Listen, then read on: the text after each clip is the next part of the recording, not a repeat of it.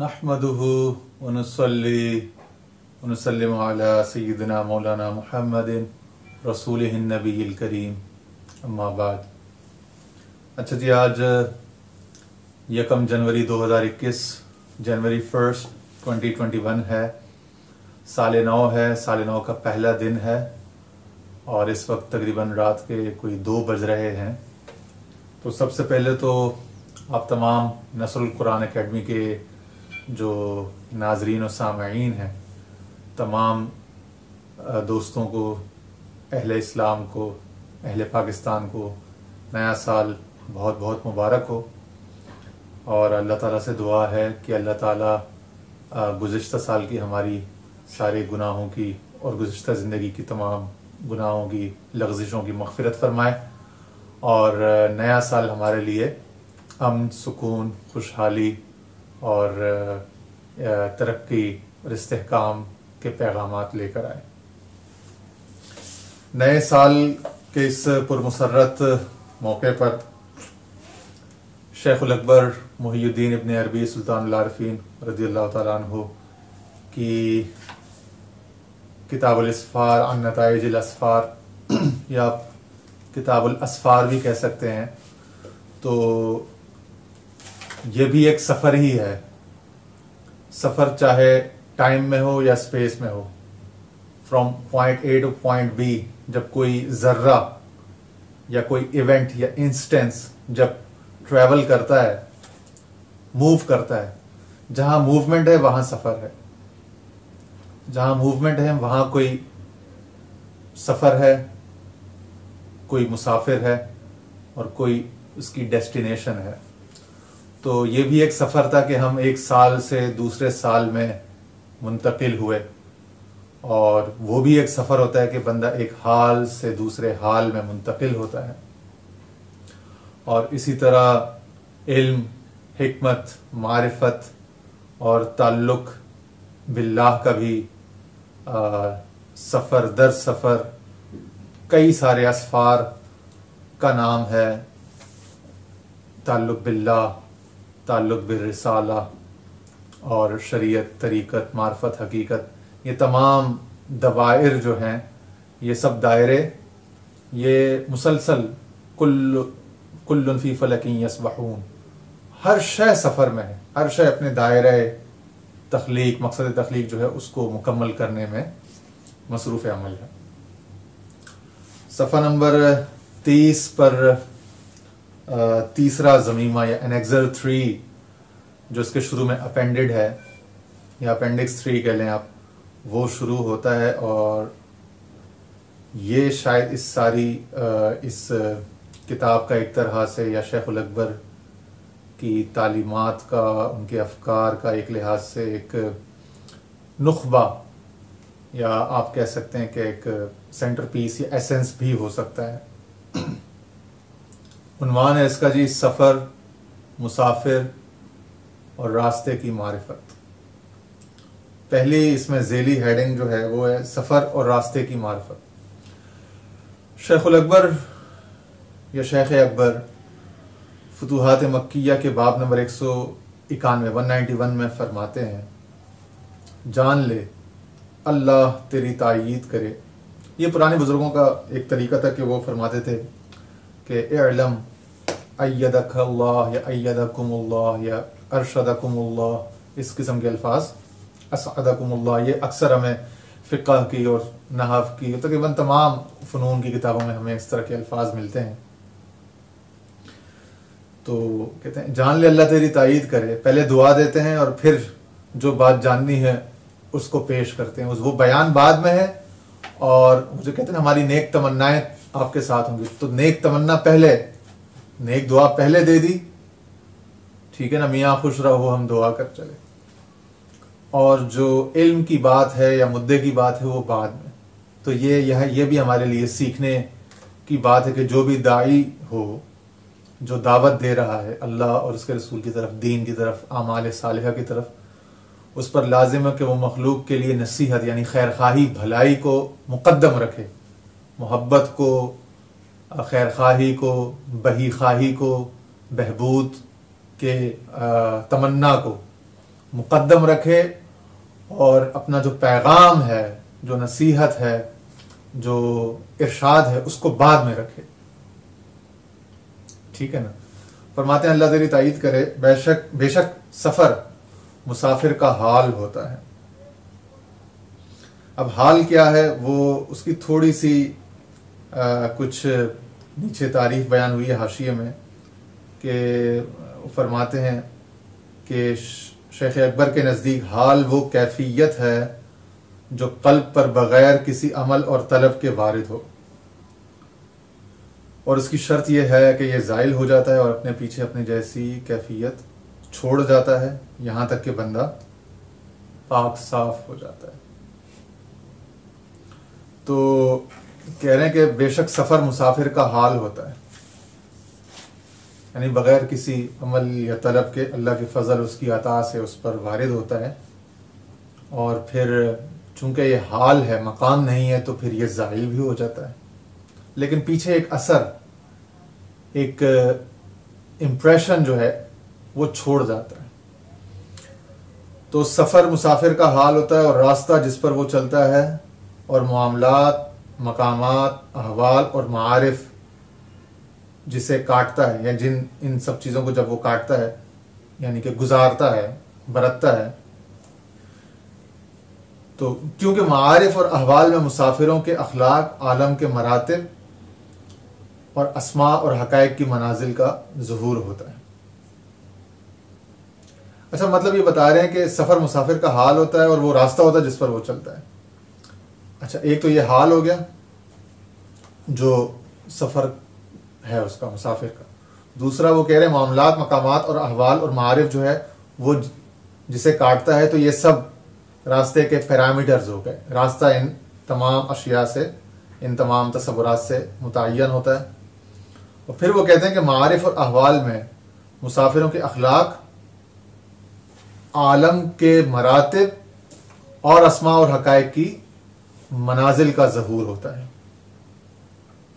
अस्मा यानी कि चीज़ों के तारीफ़ात या चीज़ों के अस्मा, यही उनके अस्मा इलाही भी इससे मुराद हो सकते हैं। और हकायक यानी वो जो उनके अस्मा हैं, उन अस्मा के अंदर उनकी हकीकत क्या है, उनके खवास, उनके असरात और मकासद, ये तमाम उनके हकायक हैं। इंसान चूंकि आलम का मजमुआ है और हाजरत इलाही का नुस्खा है। हाजरत इलाही, जैसा कि हमने पहले भी अर्ज किया था कि आप उसको सादा अल्फाज में ले लें, डिवाइन प्रेजेंस। तो इंसान कुल आलम का मजमुआ है, इसीलिए इसको माइक्रो यूनिवर्स या माइक्रोकॉज़म कहा गया।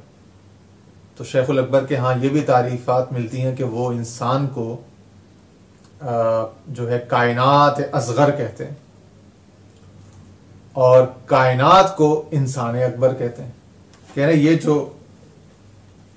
सिंगल सेल है, ये जो एक जिस्म है, 5 फुट 2 इंच से लेकर 6 फुट 2 इंच 6 फुट 4 इंच तक का बिलुमूम जो होता है, ये इसको 5 साढ़े 5 फुट से 6 साढ़े 6 फुट तक की एक एंटिटी ना समझो, बल्कि ये कुल कायनात का मजमुआ है, मजमुआ आलम है, ये माइक्रोकॉज़म है। अगर पूरी कायनात की एक माइक्रो फिल्म लेनी हो तो एक इंसान को देख लो, उसका एटम या सेल देखना हो तो इंसान को देख लो।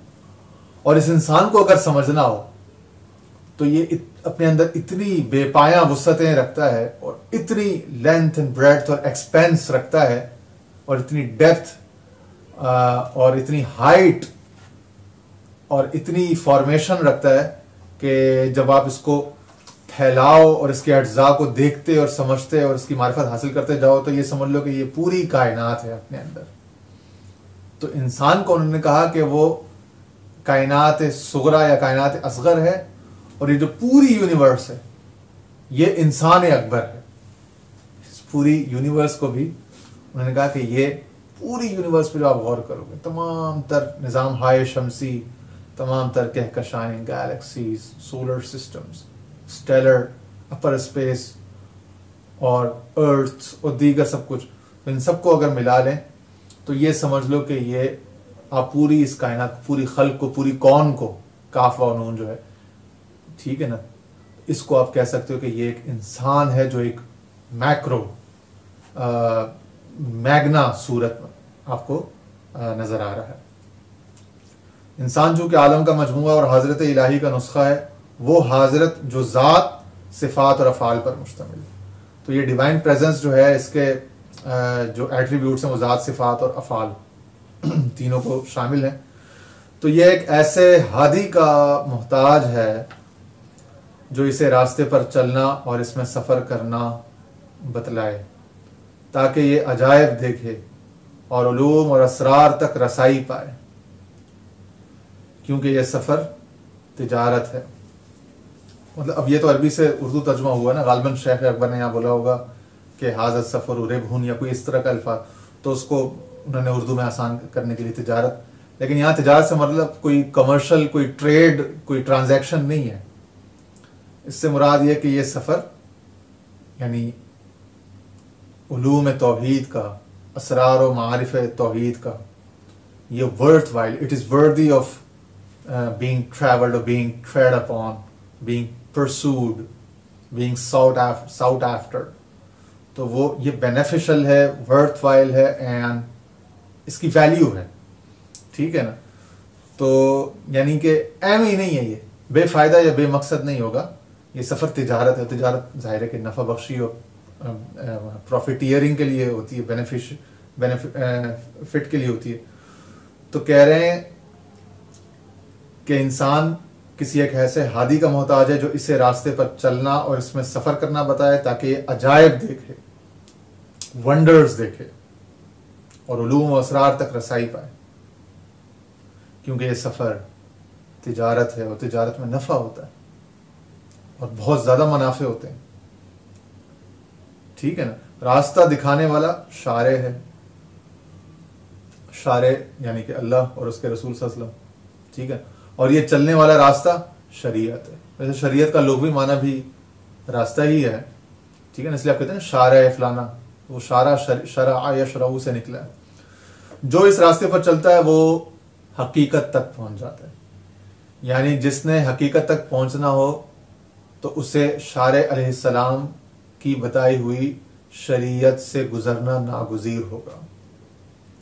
फिर फरमाते हैं यहां एक सफ़र हक के साथ है और एक सफ़र खल्क के साथ है। तो इससे एक तो ये बात साबित हुई कि ये दोनों सफ़र जो है मसावी होंगे अपनी अहमियत में। उसमें ये दोनों ऐसे ही होंगे जैसे दरिया के दो किनारे होते हैं ना, तो दरिया दोनों किनारों के साथ साथ चलता है, किनारे सारे दोनों दरिया के साथ साथ चलते हैं। तो इसमें किसी एक को तर्क नहीं किया जा सकता। ये सफ़र जब भी होगा, ये सफ़र हक के साथ होगा और खल्क के साथ, यानी दोनों के साथ होगा, दोनों के बैन बैन होगा। इन दोनों में से किसी एक से भी आप अपना दामन नहीं छुड़ा सकते, और जो दामन छुड़ाएगा वो इफरात या तफरीत का शिकार हो जाएगा। वो तरीके एतदाल से, तरीके तस्विया से, ठीक है ना, तरीके तवाजुन से, तरीके तवस्सुत से, और जो रिकमेंडेड जो वे फॉरवर्ड है, पैथवे है, उससे वो डीविएट कर जाएगा।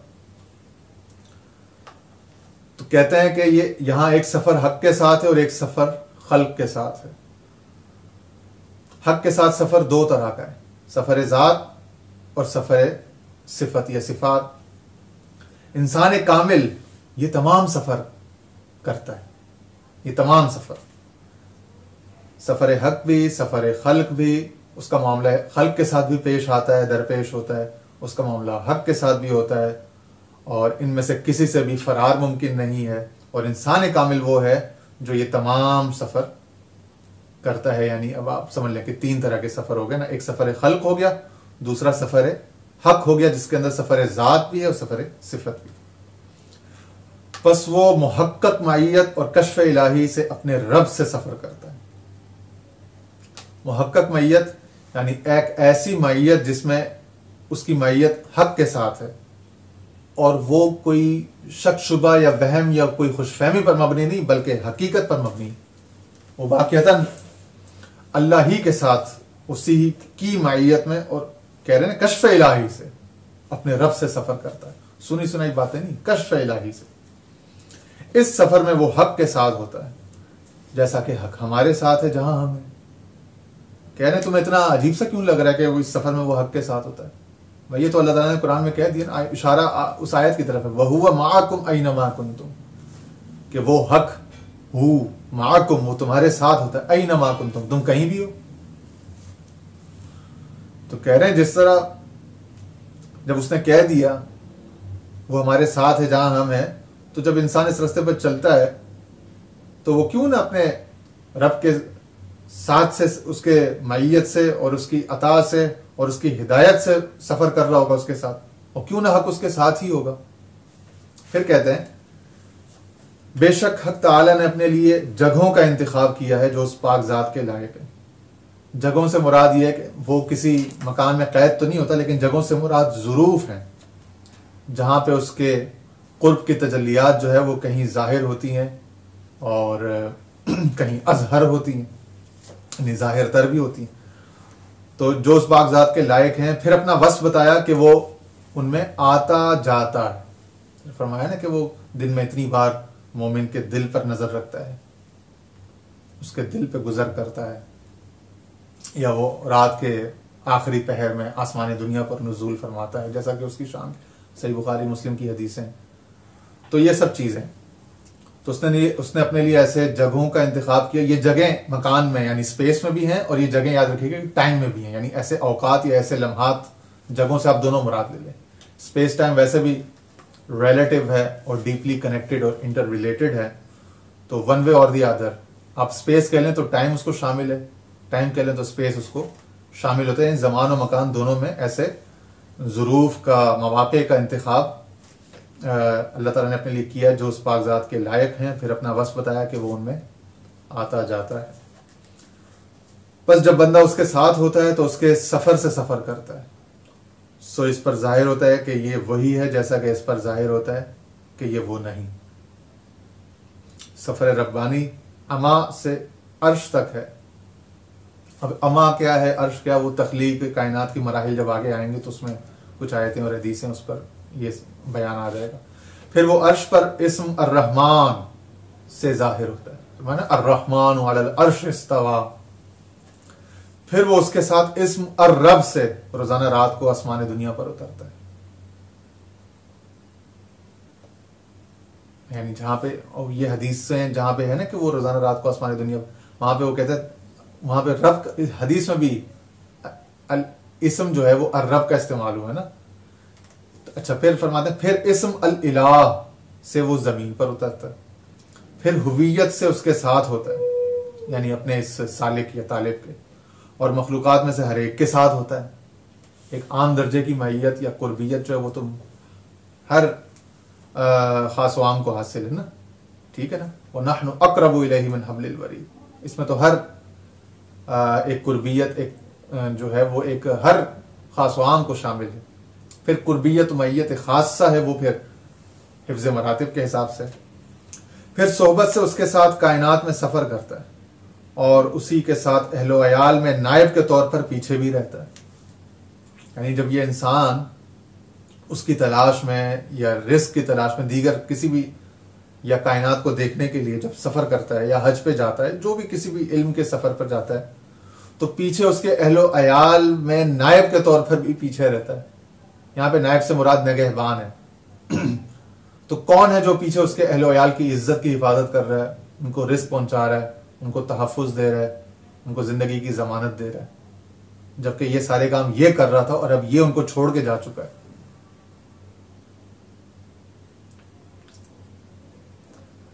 तो फरमाया ये है वो चीज़ जो उन्होंने फरमाया ना कि सफ़र हक के साथ है और सफ़र खल्क़ के साथ है।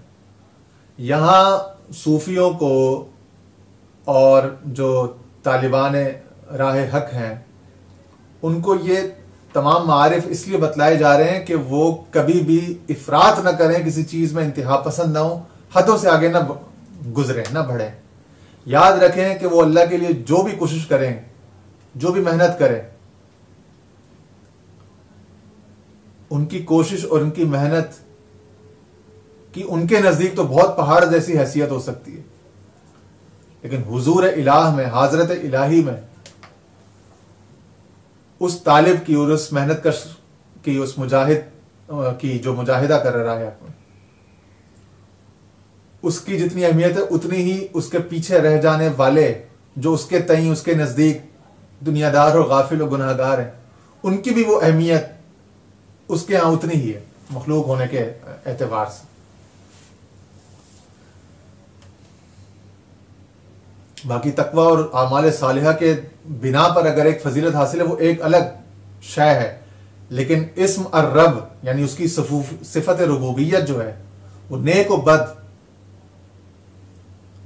कायल और हामी और इसके अलावा मुनकिर और यानी कि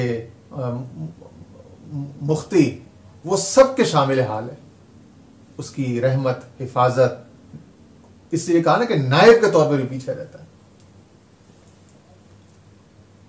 फिर कुरान की सोहबत में सफर करता है, जब कुरान आसमान दुनिया की तरफ सफर करता है कि ये अल्लाह की सिफत है। यानी फरमाया कि वो कभी तो जमीन पर अपने रहमत अनवार और तजल्लियात उतारता है, उस सिफत को बताया कि वो इस्म अल इलाह की तजल्ली है। इस्म अर रहमान से वो अर्श पर जाहिर हुआ, इस्म अर रब से रोजाना रात को आसमान दुनिया पर उतरता है। फिर जो अपने सालिक हैं या दीगर माश की फिक्र करने वाले हैं, उनकी गैर मौजूदगी में उनके घर वालों की हिफाजत, रिज्क, रोजी, हिदायत, तहफ़्फ़ुज़, ज़मानत, जिंदगी, उन सब चीजों के काम उसकी तायीद में। या नायब से मुराद खुदा न खासा डेप्यूटी या असिस्टेंट नहीं है, अल्लाह ताला उससे पाक है। नायब से मुराद ये कि एक तरह से समझाने के लिए कि कायम मुकाम, कि जो काम वो करता है वो सारे काम पीछे वो मौला अपने जिम्मे लेके कर रहा है। और फिर फरमाया जा रहा है कि फिर कुरान की सोहबत में सफर करता है, यानी कुरान के अल्फाज के अनवार में उसके अनवार और तजलियात सफर करके आते हैं जमीन तक, सुनने वाले तक। फिर जब ये कुरान आसमानी दुनिया की तरफ सफर करता है कि ये अल्लाह की, फिर वो इसके यानी कुरान के 23 साल सफर में इसके साथ होता है। 23 साल तक उसकी तजल्ली, उसके अनवार और तजल्लियात का आला तरीन जो पावरफुल तरीन सोर्स है रसूल करीम सल्लल्लाहु अलैहि वसल्लम की ज़ात के अलावा, वो कुरान मजीद का नुज़ूल और इंजाल, उसका उतरना है। तो 23 साल तक वो रहमत की बरसात होती रहती। फिर वो अस्माए इलाहिया के साथ होता है जब ये मखलूक़ात में सफ़र करते हैं। मखलूक़ात में आपका जब मखलूक़ात से वास्ता बढ़ता है, रहमान बाबा ने एक बड़ी पते की बात की थी, हमारे क़िबला हज़रत साहब ख्वाजा अबुल खैर पीर अब्दुल्ला जान साहब अक्सर ये बात कहते थे, हमें नहीं समझ में आती थी। कहते थे रहमान बाबा वही, या रहमान बाबा कहता है कि बंदा द बंदा है रहमान दे और बंदा द बंदा है शैतान दे। यानी इंसान को गम भी इंसान ही से पहुंचता है और इंसान को आसूदगी और रहमत और रफ़त और फायदा भी इंसान ही से पहुंचता है। लेकिन उस इंसान के पर्दे में पीछे कोई और कार फरमा है, किसी और की मशीयत, किसी और की अता कार फरमा है, या किसी और का कब्ज कार फरमा है, किसी और की अता कार फरमा है, ठीक है ना, किसी और का अल-मुमीत की सिफत कार फरमा है, किसी और की अल-मुहय्यी, वो रब की ज़ात है ना। एहया और ये जो इमातत है, दोनों सिफात तो रब ताला की कुदरत है। बज़ाहिर कोई सबब बन जाता है, कोई सांप है, कोई जहर है, कोई गलत बात किसी ने कह दी तो दिल का दौरा पड़ गया, किसी ने कत्ल कर दिया, लेकिन उस पर्दे के पीछे कौन है? तो वो कह रहे हैं फिर वो अस्माए इलाहिया के साथ होता है जब ये मखलूक़ात में सफ़र करते हैं। मखलूक़ात में से कहीं से रहम आ रहा होता है, कहीं से जलाल आ रहा होता है, कहीं से रहनुमाई आ रही होती है, कहीं से जो है वो मदद आ रही होती है। ये सारे फजल, ये सारे, इनके पीछे कौन है? मदद करने वाला कौन है? नासिर हकीकी कौन है? अल्लाह। मुस्तान हकीकी कौन है? अल्लाह। रहम करने वाला असल में कौन है? अल्लाह। करम करने वाला असल में कौन है? अल्लाह। फिर मखलूक में माँ या बाप जो है वो बच्चे पर क्यों रहम कर रहा है? शोहर क्यों बच्ची पर रहम कर रहा है? बेटी अपने बीवी पर रहम कर रहा है? क्यों उसकी परवरिश कर रहा है? क्यों उसको रिज़्क़, रोजी और ये सब चीजें पहुंचा रहा है? जबकि असलन तो ये काम अल्लाह के जिम्मे थे, अल्लाह ही के हैं। तो बता रहे कि मखलूक़ात में से ये जितने हमारे साथ हक़ाइक़ व वाक़ियात पेश आ रहे होते हैं, इन सब में रब ताला का अम्र और उसकी मर्जियात, उसकी मशीयतें मंशाएं उसकी जो है वो कार फरमा होती हैं। तो इस तरह से वो अपने अवामिर के ज़रिए, अपने अमर के इजरा के ज़रिए, अपनी तकदीरों के इजरा के ज़रिए से, अपनी दीगर मुख्तलिफ सिफ़ात के, अपने अस्मा के जो है वो इजहार मखलूक़ात के मुख्तलिफ बिहेवियर्स में हमारे साथ कर रहा होता है। फिर कायनात के अदम से वजूद वाले सफ़र में उनके साथ होता है। कायनात तो थी नहीं, उसको वजूद किसने बख्शा? उसकी अता ने, उसकी मर्जी ने। उसकी मर्जी हुई तो उसकी मर्जी के साथ कायनात वजूद में आ गई ना। तो उसकी मर्जी भी तो उसकी सिफत है, उसी का नूर है। तो कायनात के अदम से वजूद वाले सफर में भी वो उनके साथ होता है, यानी मखलूकात के साथ। फिर वो अंबिया के असफार में उनका साथ देता है। बस आदम अलैहिस्सलाम के साथ होता है जब वो जन्नत से जमीन की तरफ आए। यानी कोई इसको हकारत की नजर से न देखेगा, खुदा ना खास्ता, जैसे आजकल बाज लोग कह रहे हैं। पुराने दौर में भी बाज ऐसे लोग थे जो नहीं समझ सके, तो उन्होंने तनकीस अंबिया की शान में जो है वो तनकीस के मुर्तकिब हुए। ज़ाहिरी, नेचरी और लफ्जी मतलब लेने वाले जो थे लोग थे। कहते हैं वो उसके साथ था जब वो जन्नत से ज़मीन की तरफ आए, एक लम्हे के लिए उनसे जुदा नहीं हुआ था। फिर वो उनके साथ 100 उम्रों और 300 हज्जों में भी उनके साथ देता है। आदम अलैहिस्सलाम ने यहाँ पे ज़मीन पर 700 हज किए, उम्रे किए 700 और 300 हज किए। फिर वो इदरीस अलैहिस्सलाम के साथ होता है जब वो बुलंद जगह की तरफ सफ़र करते हैं। फिर नूह अलैहिस्सलाम का उनकी नजात वाली किश्ती में जूदी पहाड़ तक साथ देता है। फिर इब्राहीम अलैहिस्सलाम के तमाम असफार में उनका साथ देता है। अगरचे कि कितनी दफ़ा ऐसा लगता है कि वो किसी बस्ती से धुतकारे जा रहे हैं, हिजरत किए जा रहे हैं, शायद बज़ाहिर अल्लाह उनके साथ नहीं, मदद उनके साथ नहीं, हालात उनके मुवाफिक नहीं। कह रहे हैं तमाम असफार में उनके साथ। इदरीस अलैहिस्सलाम के तमाम सफ़रों में, आदम अलैहिस्सलाम के तमाम सफ़रों में, इबादतों में, यहाँ तक के बज़ाहिर जिसे तनज़्ज़ुली कहते हैं उसमें भी उनके साथ देता है, उनका साथ होता है। इसी तरह हर नबी और फरिश्ते के साथ होता है, जैसा कि जिब्राईल अलैहिस्सलाम का हर नबी और रसूल की तरफ आना, या मीकाईल अलैहिस्सलाम और फरिश्तों का ऊपर नीचे जाना, या सयाहत करने वाले फरिश्तों के सफ़र, और सितारों का अपनी चालों में सफ़र, अफलाक का अपनी हरकात में सफ़र, अनासिर का अपनी तब्दीलियों में सफ़र। जो अनासिर जितने हमारे पास मेटल्स हैं, एलिमेंट्स हैं, या आग मिट्टी हवा पानी है, इन तमाम की जो कॉम्पोजिशंस हैं उसी का नाम दुनिया है ना।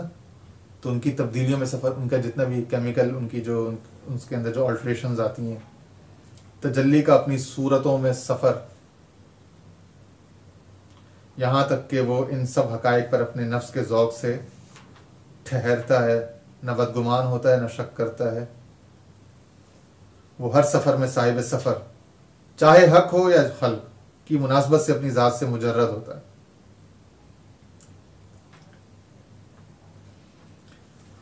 ये हैं आरिफीन के सफ़र और उलमा बिल्लाह के रास्ते, जो कि रासिखीन में से, और रासिखून फिल इल्म जो कुरान में है ना।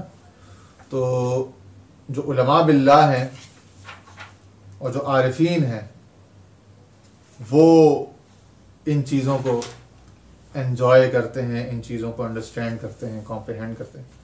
फिर आगे मुसाफिर की मार्फत, ये कोई 2 सफ़हात हैं, लेकिन इसमें चूँकि कुछ फ़लसफ़ियाना बहस है और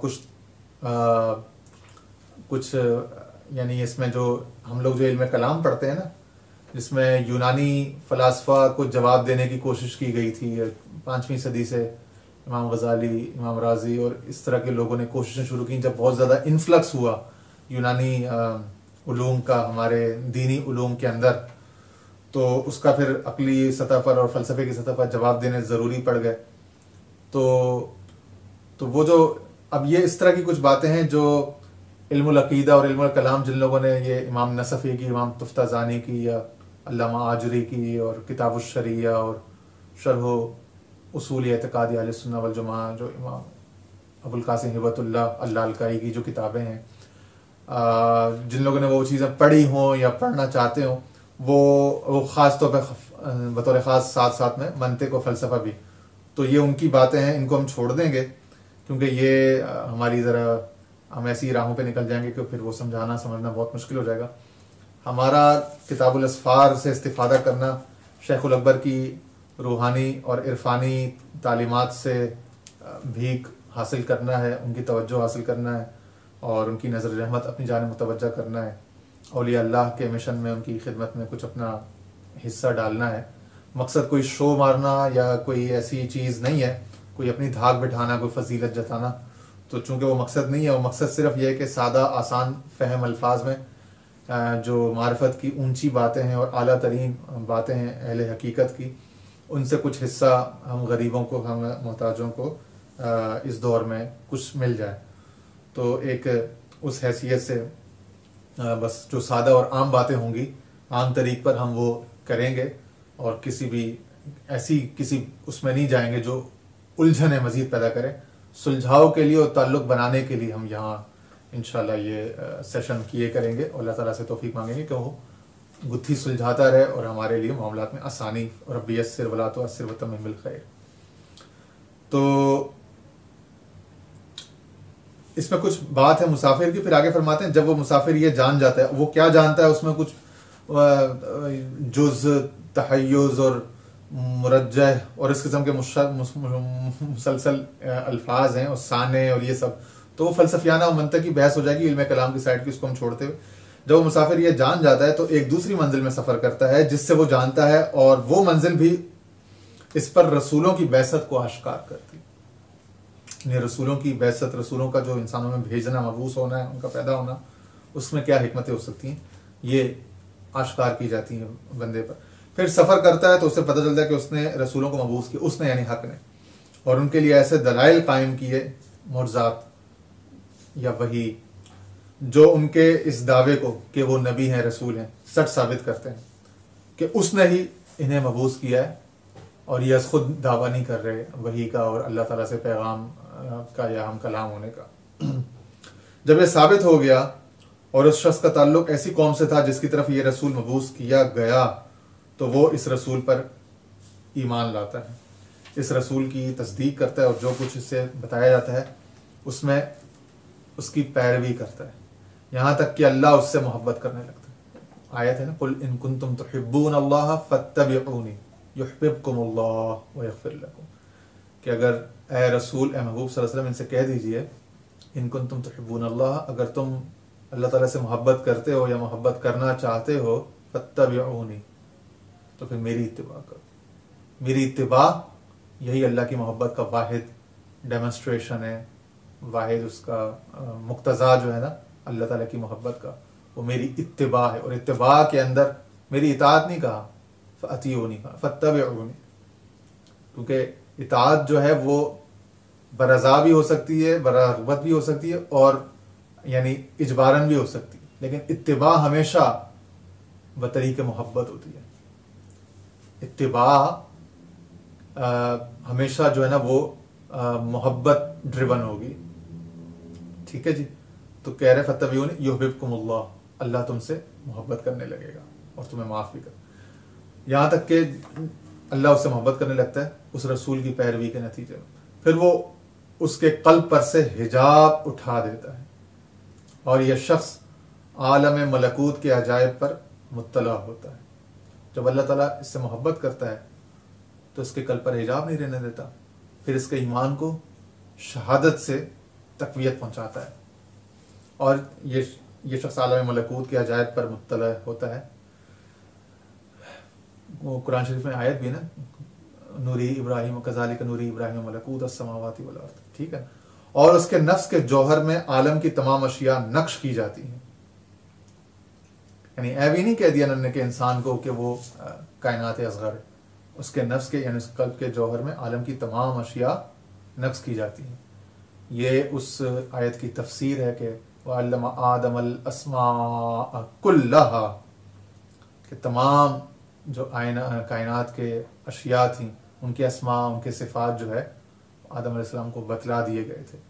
तो बाप का इल्म न बेटे को अगर असबर हो, फिर वो पिसर काबिल मीरास पिदर क्यों कर हो, तो कैसे ये आदमजाद या आदम का औलाद कहलाए अगर इसके पास वो तमाम जो अशिया का जो इल्म है उसका एक नक्श इसके दिल में ना उतरे, तो इसका तो फिर आदम की औलाद का सिर्फ ये यानी कि फिजिकल यानी एनाटॉमिकल वारिस कहलाएगा, तो सही मानों में तो वह अपना मूरिस या मिरास याफ्ता कहलाएगा ही नहीं।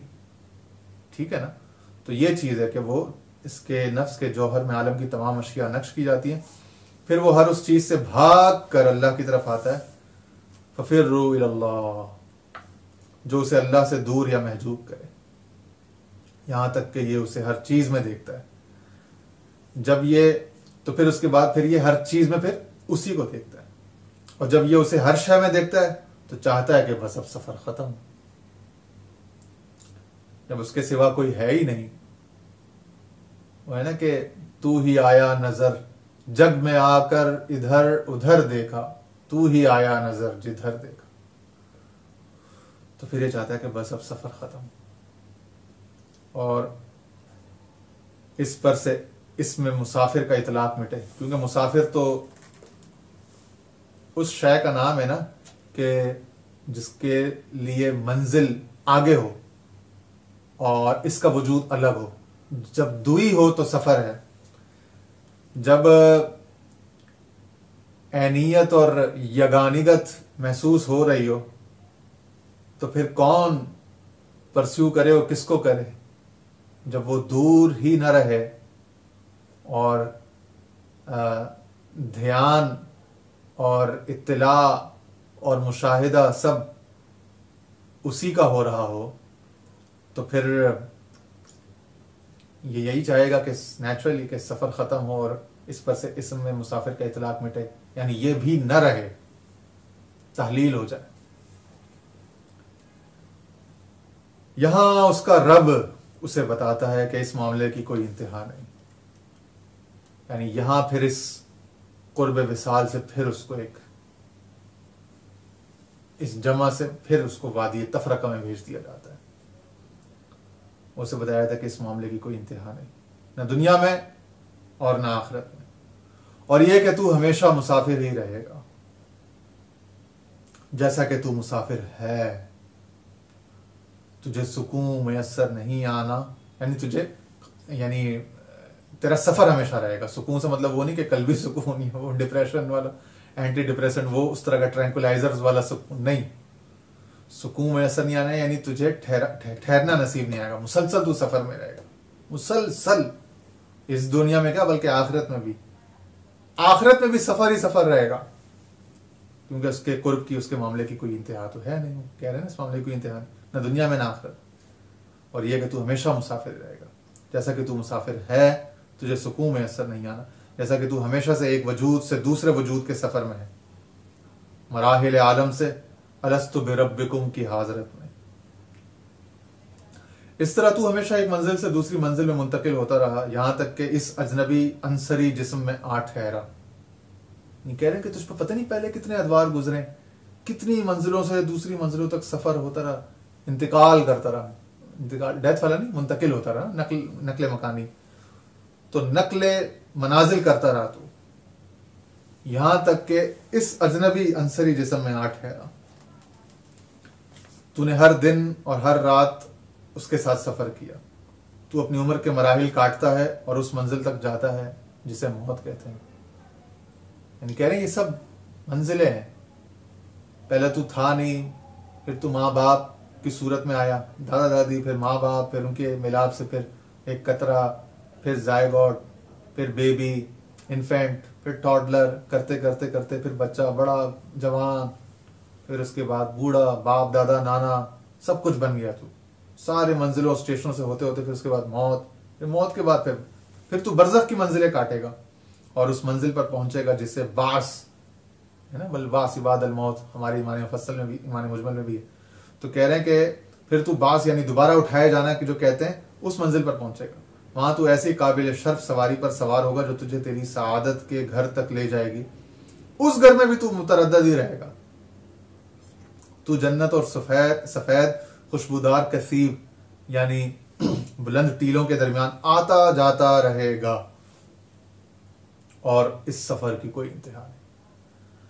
अब जो जाहिरबीन उलमा हैं उनसे तो आपने हमेशा यही सुना होगा ना कि जन्नत में बस वो हमेशा अयाशी होगी और बस जन्नत में पहुंच के बात खत्म। वो स्टॉप लगा देते, दीवार खड़ी कर देते बस कि बंदा जन्नत पहुंच जाए, जन्नत से आगे कुछ है ही नहीं। और रफा क्या कह रहे हैं, सितारों से आगे जहां और भी। अभी रफा फरमाते हैं कि वहां भी तू मुतरद्दिद ही रहेगा। ये तेरी बेचैनी बेकरारी जो है,